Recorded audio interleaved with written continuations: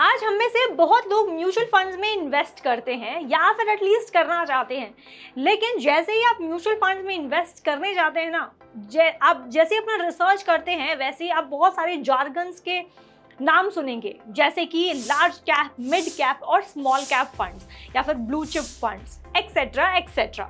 ऐसे में हम इन्वेस्टर्स बड़े कंफ्यूज हो जाते हैं कि ये लार्ज कैप, मिड कैप और ये सारे जो जार्गन्स हैं, जो टेक्निकल वर्ड्स हैं, वो एक्चुअली होता क्या है। तो चलिए आज इस वीडियो में हम ये समझते हैं कि अगर आप म्यूचुअल फंड्स में इन्वेस्ट करते हैं तो इसमें जो लार्ज कैप, मिड कैप और ये जो स्मॉल कैप है, इसका अर्थ क्या होता है, और साथ ही हम ये समझेंगे कि ये तीनों ही एक दूसरे से अलग किस तरह से हैं, और हम ये भी समझेंगे कि कितना ज़्यादा इम्पॉर्टेंट है ये जानना हर इन्वेस्टर को कि लार्ज कैप, मिड कैप और स्मॉल कैप कंपनी में इन्वेस्ट करने से पहले किस तरह से अपना रिसर्च भी किया जाता है।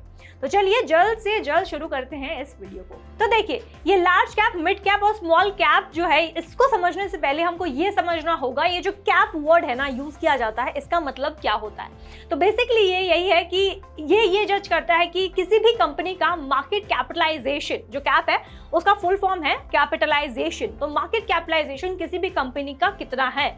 जब हम बात कर रहे हैं मार्केट कैपिटलाइजेशन की, इसका मतलब ये है कि आप एज एन इन्वेस्टर ये जज कर सकते हैं कि किसी भी कंपनी का मार्केट वैल्यू कितना ज़्यादा है।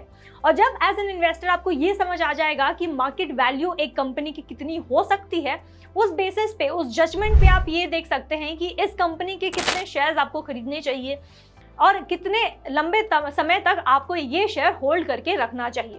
अगर हम आज की बात करें तो रिसेंटली आपको पता होगा कि टाटा आईपीओ का जो क्रेज है बड़ी तेजी से चल रहा है। सबको आईपीओ में इन्वेस्ट करना और एटलीस्ट ये प्रे कर रहे हैं हम सब कि एटलीस्ट एक अलॉटमेंट हमको टाटा आईपीओ में एटलीस्ट मिल जाए। और ऐसा क्यों है? क्योंकि ये जो कंपनी है, हम सबको भरोसा है ये लॉन्ग लास्टिंग कंपनी होने वाली है और हमको इसका एक शेयर होल्डर बनना ही चाहिए, क्योंकि हम सबको पता है कि लॉन्ग टर्म में ये कितना ज़्यादा रिटर्न्स, इतना ज़्यादा मुनाफा हमको लाकर दे सकती है।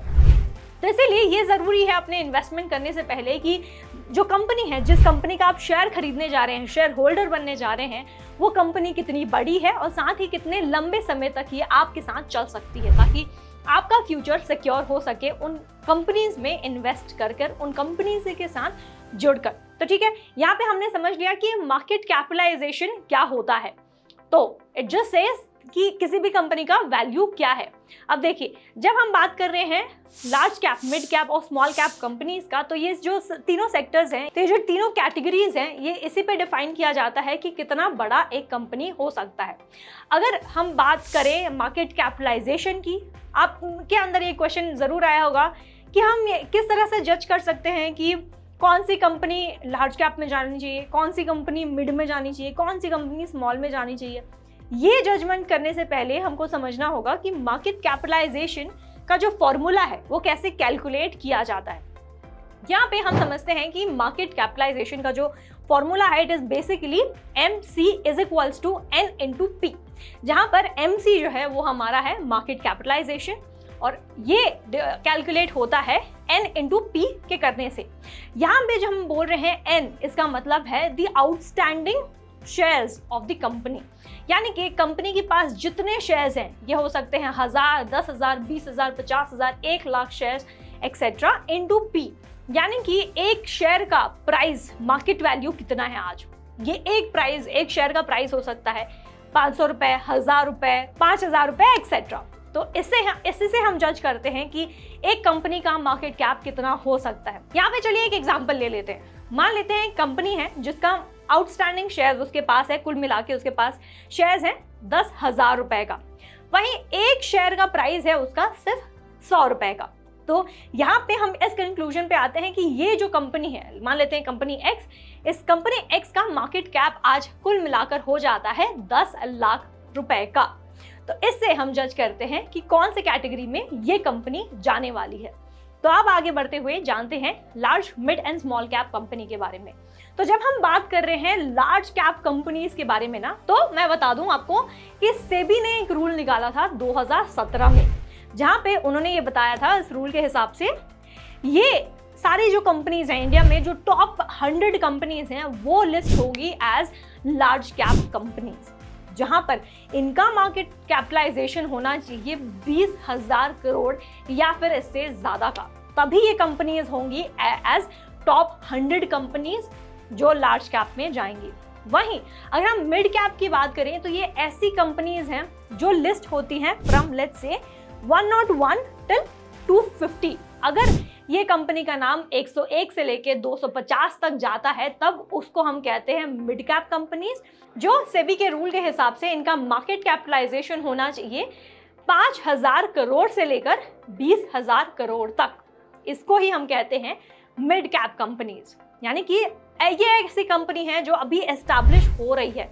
लार्ज कैप कंपनीज की बात करें तो ये एस्टैब्लिश्ड हैं, यानी कि ये 10 साल 20 साल 30 साल से इंडस्ट्री में हैं और इन्होंने ये प्रूव करके दिखाया है कि हाँ, इन अ लॉन्ग रन ये बहुत ही केपेबल हैं इन्वेस्टर्स को पैसे देने के लिए। और साथ ही ये ऐसी कंपनीज हैं, ऐसे सेक्टर्स हैं, ऐसी इंडस्ट्री है जो लॉन्ग टर्म में चलने ही वाली है। वेल एस्टैब्लिश्ड कंपनीज हैं, हम ये कह सकते हैं।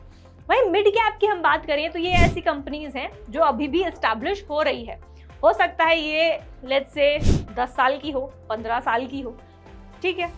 और वहीं अगर हम बात करें स्मॉल कैप कंपनीज की, तो स्मॉल कैप कंपनीज ऐसे हैं यानी कि जो स्टार्टअप्स हैं जिनके पास बहुत पोटेंशियल है आगे ग्रो करने का, तो ऐसे कंपनीज को हम कहते हैं स्मॉल कैप कंपनीज, जहां पर अगर हम पैसे लगा रहे हैं एज एन इन्वेस्टर तो ऐसे ही स्टार्टअप कंपनीज में हमारे पैसे लगने वाले हैं जहां पे पोटेंशियल ज्यादा नजर आए हमको।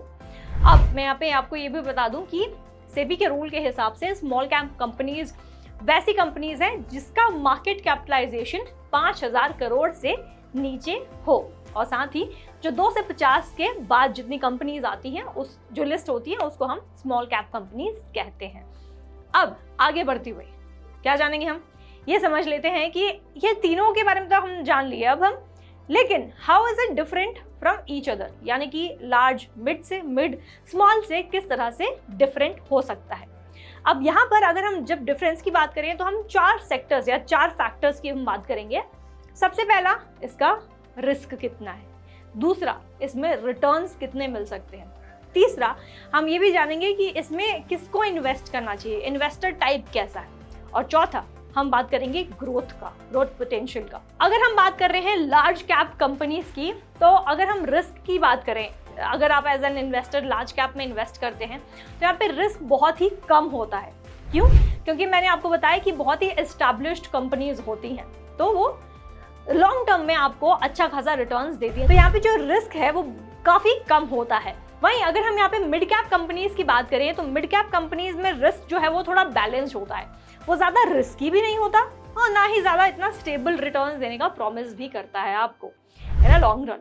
वहीं अगर हम बात कर रहे हैं स्मॉल कैप कंपनीज की, तो स्मॉल कैप कंपनीज जैसा मैंने आपको कहा ये स्टार्टअप जैसे कंपनीज में अपने पैसे लगवाते हैं। यहाँ हो सकता है कि चंद ही सालों में ये जो कंपनी है वो डूब जाए, तो ऐसे में जो इन्वेस्टर है बहुत ही अच्छा खासा रिसर्च करने के बाद अगर वो लगता है कि हाँ ठीक है स्मॉल कैप कंपनीज में पैसे लगा देना चाहिए, एकदम मस्त रिटर्न देने वाले हैं, यहाँ पे आपको ये भी याद रखना होगा कि इसका जो रिस्क फैक्टर है वो काफी ज्यादा हाई होता है। वहीं अगर हम रिटर्न्स की बात कर रहे हैं तो मैं आपको ये और एक बात बता दूं कि अगर हम लार्ज कैप की बात कर रहे हैं, लार्ज कैप फंड्स की, तो यहाँ पे आप 5 साल में एक्सपेक्ट कर सकते हैं कि ऑन एन एवरेज आपको 7 से 8% का रिटर्न मिल जाए।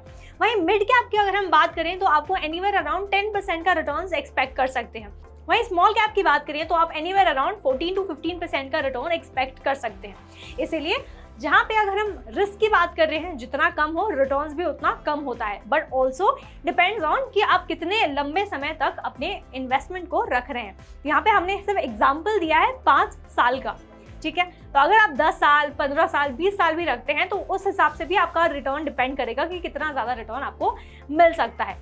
इसी के साथ तीसरे फैक्टर की आप बात करते हैं, और तीसरा फैक्टर ये है कि अब कौन से टाइप के इन्वेस्टर को इन सारे कैटेगरीज के कंपनीज में इन्वेस्ट करना चाहिए। अब अगर हम बात कर रहे हैं लार्ज कैप फंड की, तो लार्ज कैप फंड उन सारे इन्वेस्टर्स के लिए बहुत ही सही ऑप्शन है जो एक कंजर्वेटिव इन्वेस्टर है। अब जब यहाँ पे मैं बोल रही हूँ कंजर्वेटिव, इसका मतलब ये होता है कि एक ऐसे इन्वेस्टर है जो ज्यादा रिस्क अपने इन्वेस्टमेंट में बिल्कुल भी नहीं लेना चाहते हैं, तो वो लार्ज कैप को ऑप्ट कर सकते हैं। अब जब हम बात कर रहे हैं मिड कैप फंड्स की, तो मिड कैप फंड्स सारे ही मॉडरेट इन्वेस्टर्स के लिए ठीक है। अब मॉडरेट इन्वेस्टर्स कैसे होते हैं? जो ज्यादा रिस्क भी नहीं लेते लेकिन ज्यादा कम risk as a conservative investor ऐसा भी नहीं लेते, तो वो थोड़े बैलेंस चलते हैं। वहीं अगर हम बात करें स्मॉल कैप फंड्स की, तो स्मॉल कैप फंड्स क्योंकि एक स्टार्टअप में आप इन्वेस्ट करते हैं, एक नए नए कंपनीज में इन्वेस्ट करते हैं, तो यहाँ पे स्लाइटली आपका रिस्क जो है वो बहुत ज्यादा बढ़ जाता है। और साथ ही ये एक ऐसे इन्वेस्टर के लिए है जो एक एग्रेसिव इन्वेस्टर होते हैं। एग्रेसिव इन्वेस्टर्स खासकर सारे यंग इन्वेस्टर्स होते हैं जो ये जानते हैं कि ठीक है, अब के टाइम पे मैं थोड़ा रिस्क ले सकता हूँ क्योंकि मेरे पास टाइम है, बहुत सारे 5 साल 10 साल 20 साल 30 साल का वक्त है कि मैं अपने इन्वेस्टमेंट से अच्छा खासा रिटर्न पा सकूं। तो ये सारी एग्रेसिव इन्वेस्टर्स के लिए बनाया गया है। और अब हम बात कर लेते हैं चौथे फैक्टर की, जो है ग्रोथ पोटेंशियल। अगर हम लार्ज कैप की बात करें तो यहाँ पे ग्रोथ पोटेंशियल काफी ज्यादा हाई होता है। क्यों? क्योंकि जैसे मैंने कहा कि लार्ज कैप कंपनीज बहुत ही एस्टैब्लिश्ड कंपनीज होते हैं, इसीलिए इनका ग्रोथ पोटेंशियल काफी हाई होता है। वहीं मिड कैप कंपनीज यहाँ पे उतना ज्यादा पोटेंशियल नहीं है क्योंकि अभी तक ये एस्टैब्लिश हो रहे हैं, हुए नहीं है। अब यहाँ पे जो मिड कैप कंपनीज हैं वो हो सकता है कि 10 साल 15 साल इन्होंने मार्केट में एग्जिस्ट किया है, लेकिन एस्टैब्लिश होने में यानी कि 40 साल 50 साल एग्जिस्ट करने में, मार्केट में अपना नाम बनाने में इनको थोड़ा और वक्त लगेगा।